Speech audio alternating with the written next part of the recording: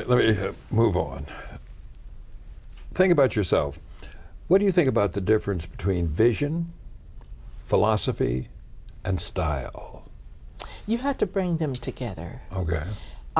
If you have a vision of where you want to go, what you want to be, Right.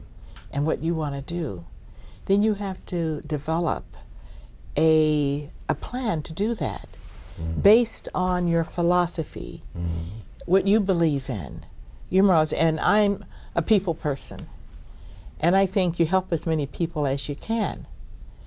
And how do you put that plan of action? How do you meet that goal? And so you have to know what you stand for. And as a teacher, I majored in college in education with a minor in social work. So I'm just a social worker at heart. Yes. And so you combine it all. If you have a basic belief, it's your philosophy. And then it gives you your style. And I try to work with people and bring them to the light. You know, I always tell young people when I'm speaking to them, you got to read with your third eye. That means you have to be analytical. You can't believe everything that's written down. I could write down that I own the Bay Bridge. Right. Does that make it truth? Be the seeker of truth. What is the real truth behind that statement? And so you have to bring the three, and they have to mesh together. Now, the vision that's guided your work in your life, has this changed over time? Is it something somehow different now than it would have been, say, 20 years ago or 20 years before that? Reaching for the stars has always been my vision. Ad astra, Latin. Yeah. And I think it's been more refined.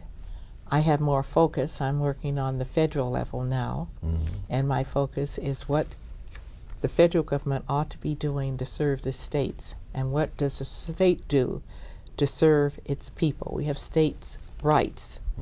And so my vision has broadened out. At the same time, it's focused in on areas where I can be helpful. It's very difficult when the House, the Senate, and the administration are under one party. We become the underdogs. We become the minority. And the power body rests in the hands of the Republicans. So it's frustrating at times to see bills passing out that you know don't serve the best interests of all the people. It's very frustrating.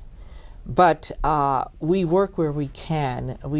Well, just a few minutes ago, Sheila Jackson Lee and myself were getting signatures for the Sojourner Truth statue that finally will be erected in Statuary Hall next to where the suffragettes are.